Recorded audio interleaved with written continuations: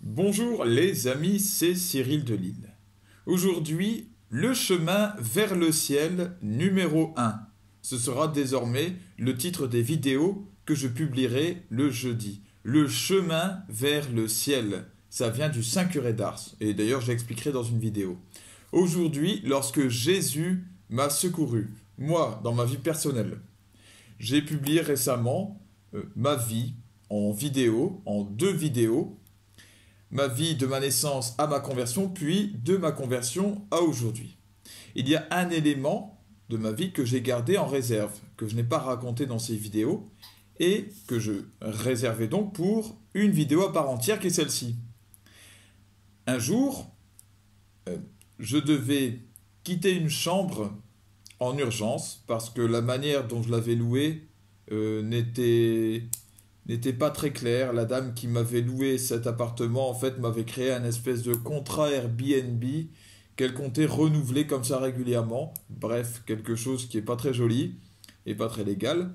Je suis resté dans la maison de cette femme qui a décidé à un moment de me mettre dehors quasiment du jour au lendemain, et alors que je n'avais rien trouvé d'autre. Et justement, n'ayant rien trouvé d'autre pour loger, eh bien je me suis retrouvé au pied du mur à dormir dans un immonde appartement. Là, j'avais dû payer très vite au propriétaire à la fois le premier mois et la caution. Cet appartement, il était puant, il était collant, les murs étaient rouges et noirs, il y avait des trous, il y avait des trous par terre, il y avait du côté de l'évier, eh bien il y avait un trou au sol en dessous de l'évier, on ne pouvait rien poser. Il y avait donc un canapé miteux, et comme il n'y avait pas de lit, eh ben, j'ai dû dormir dans ce canapé miteux qui avait lui aussi une odeur. Bon, c'était vraiment sordide. Et évidemment, lui m'avait dit ne t'inquiète pas, d'ici une semaine, eh bien, les travaux seront faits. Sauf que j'ai rapidement compris que ce propriétaire, il avait des problèmes psychiatriques carrément assez graves. Et voilà, et j'étais dans cette situation. Personne ne pouvait me secourir, voilà, et j'ai pas spécialement non plus voulu demander à ma mère qu'elle vienne et qu'elle m'aide encore, ou à je ne sais qui. Donc j'étais vraiment coincé.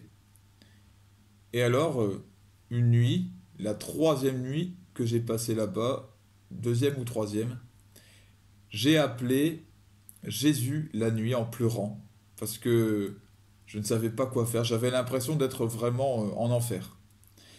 Et je lui ai dit, Jésus, tu ne peux pas me laisser là. Tu ne peux pas me laisser là. Si tu es là pour moi, vois ce que je vis, vois cette situation, je t'en prie, à l'aide. Et le lendemain, eh bien, c'était la messe du dimanche. Et comme tous les dimanches, eh bien, je me rends à la messe, la grande messe. Il y a le prêtre qui vient me voir à la fin de la messe, qui me dit, ah, bonjour Cyril, comment est-ce que vous allez? Et là, je lui explique la situation. Et en fait, en lui expliquant la situation, je me suis mis à pleurer, naturellement. Et il m'a vu pleurer, mais il m'a pris de côté, mais qu'est-ce qui se passe? Alors je lui dis, ben vraiment, je n'en peux plus, quoi. Et il m'a dit, écoutez, vous allez chercher vos affaires, il y a une chambre ici de libre, donc au presbytère, là où il vivait, et vous allez vous y installer tout de suite. Tout de suite, oui.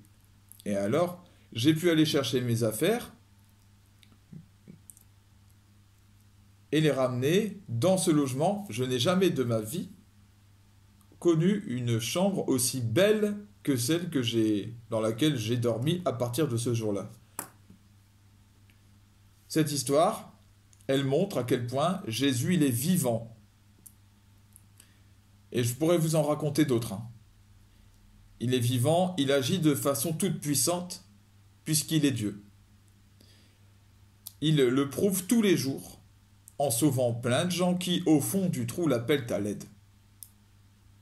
Et dans des situations bien pires que la mienne. Il y a ceux qui sont dans des zones de guerre, comme à Gaza. Et aujourd'hui, à l'heure où je vous parle, il y a un grand nombre de Palestiniens, de Gazaoui, qui rencontrent Jésus, et je parle de musulmans, hein, qui rencontrent Jésus, parce qu'il le prie, et lui vient. Alors si vous êtes croyant, si vous avez la foi en Jésus, ne vous découragez pas, gardez l'espérance, et n'oubliez pas qu'il est votre sauveur, votre Seigneur, qu'il est là pour vous. Ne vous laissez pas troubler par je ne sais quel discours ou je ne sais quel problème de votre vie. Si vous ne croyez pas, ou si vous êtes d'une autre croyance, eh bien, même si vous n'êtes pas chrétien, pas baptisé, appelez-le, appelez Jésus. Sinon, demandez à Dieu, qui est Jésus? Qui est-il réellement? Montre-le-moi, montre-moi un signe. Dieu vous montrera qui est Jésus. Bien mieux que je ne saurais le faire. Voilà. Et si vous ne croyez pas, appelez-le Jésus. Si tu existes, à l'aide, fais quelque chose pour moi.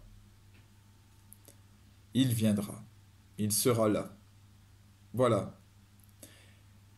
Convertissez-vous, croyez à l'évangile, le royaume des cieux est proche. En ce jour, en ce lendemain du mercredi des cendres. Bon carême à tous les chrétiens. Salut à vous les amis.